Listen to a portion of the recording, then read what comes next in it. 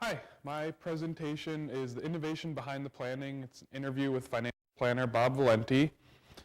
I can use this. Mr. Valente, he's the president, the CEO, and a managing member of RAV Financials. I have a short video clip that will basically tell you what RAV is all about, if this works.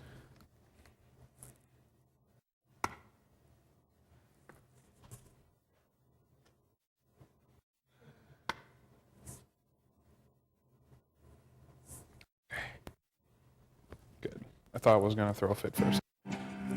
The door to successful financial planning leads to a comfortable future, and RAV Financial Services is the key. Since 1982, That's Bob.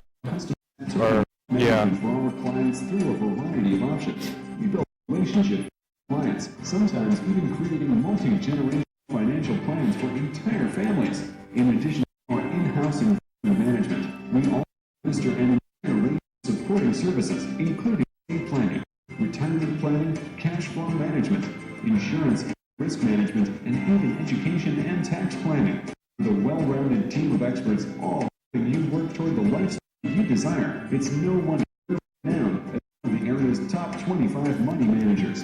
Based in the Cleveland area, we serve clients wherever they may reside throughout the United States. Call us today and we'll start working toward your financial goals. RAV Financial, because smart financial decisions impact the quality of your life.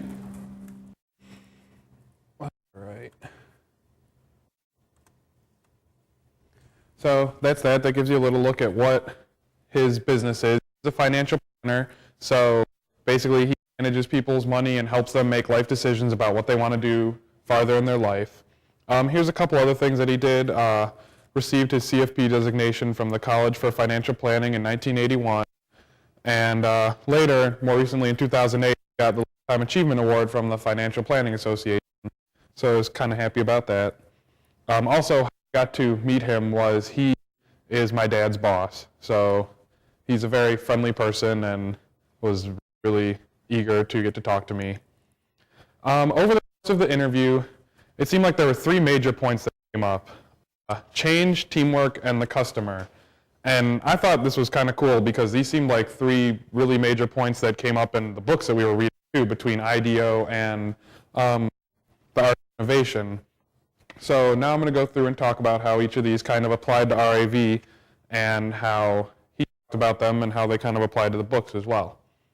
First, change. Well, change is kind of necessary for innovation. If you're not changing something, then you're really not innovating. I mean, if computers were as big as they were when they first came out, we wouldn't have these wonderful little laptops and smart boards and things that are easier, more accessible.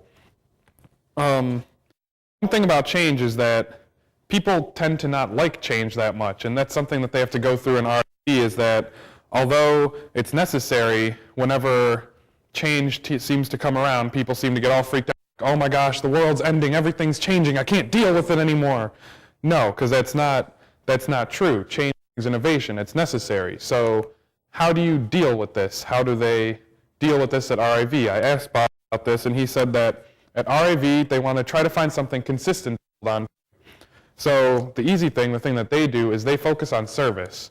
Their service is really good. They keep it constant. They always provide good service, and clients know that when they go there, they're going to get good service. They're going to be in a family atmosphere. They're going to have somebody who's personable to talk to, and that's one of the reasons why I got to interview Bob, because he may be the president, the CEO, the high man, the chain, but he wanted to talk to me. He wanted to talk. He likes to talk to everybody. So that's just the kind of people that they are. Second, you have to be adaptable. I guess the best way to describe this is through an example. Bob talked about at RAV how they have a wide range of clients. They have really old clients, really young clients. And the young clients tend to be all caught up in this information technology age. They want to get updates. They want to know what's happening with their money. They want to know how all this is happening, when it's happening, why it's happening. So they send out lots of emails to update them on anything and everything that's happening, and it fulfills their need. Now, older clients, on the other hand, don't have email. So they have to figure out a way to reach them in the same way without using the technology. So they have lots of face-to-face meetings. They'll go to their houses, they'll do internet chats like through Skype and different things like that to just keep everybody up to date. And the last thing is knowing that the rewards will come. And this is more of a mindset through dealing with the change, is that if you know that rewards are going to come from your change, then you're going to do it. Now, unfortunately, these rewards tend not to come right when you make the change. So you have to look ahead, and he said that it makes change harder, but it makes it more necessary because you know that you have to do it, and it's going to be hard at first, but it's going to help in the long run. The second thing he talked about was teamwork. I asked him the question, are innovators born made? And he told me that he thinks that they are made, but that they're not self-made, because innovators are made up of everyone around them, like everybody. He's not just an innovator on his own, pushing through, leading the way. He's made up of everybody around him, like people like my dad or like other people that work for them, accountants, everything else, that can tell him everything he needs to know. And then he puts all this together, and that's what an innovator does, pulls everything from everyone around him. Kind of relating to this, I asked him about his failures, what his biggest failure was, and he said that he hasn't had a major failure, but he's had a few shortcomings. And one of those shortcomings was that because financial planning is such a young profession, it's only about 40 years old, that he didn't have enough mentors early in his life. And he said that if he could do one thing better earlier, it would have been to find more people that he could surround himself with that could help him get to where he was now quicker. The third thing, and in my opinion the most important, as you can tell by the all caps, this is the most important part of a business, is the customer, or IV, the clients.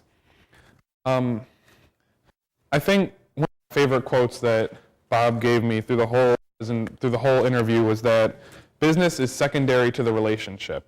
And that's what they try to focus on at RIV. And I thought this was kind of cool because that's kind of what Guy Kawasaki talked about in The Art of the Start, how you're not going into business looking to make money. You want to go into a business looking to help somebody or fulfill a need.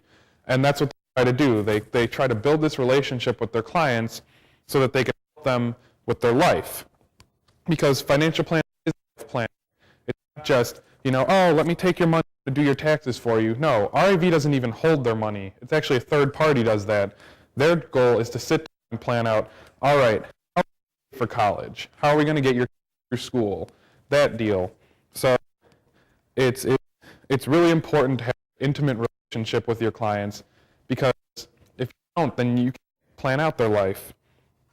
So that's why he tries to treat them like family more. Like a good example of this is, or how intimate these relationships are, is clients actually come in and they'll ask about me, like of all people, because they already know, they know about our lives, we know about their lives. It's like this really kind of cool relationship that you don't necessarily find in other businesses.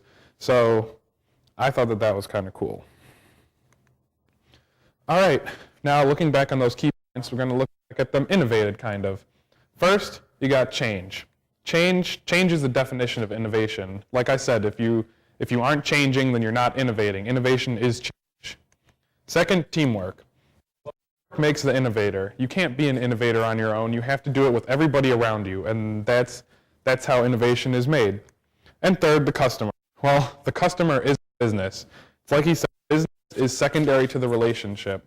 So if you're taking care of the customer, then you'll do a better business. I think I kind of took this, Renee's not here, so it's more difficult, but she used that quote a week ago, or during the idea pitch about, build it and they will come, from the Field of Dreams. I like to say, help the customers and they will pay. Help them and they will pay. It's kind of it's a necessarily twisted way of looking at it, but it's true. The customers pay you for what you do for them. You help them, then you're going to be successful.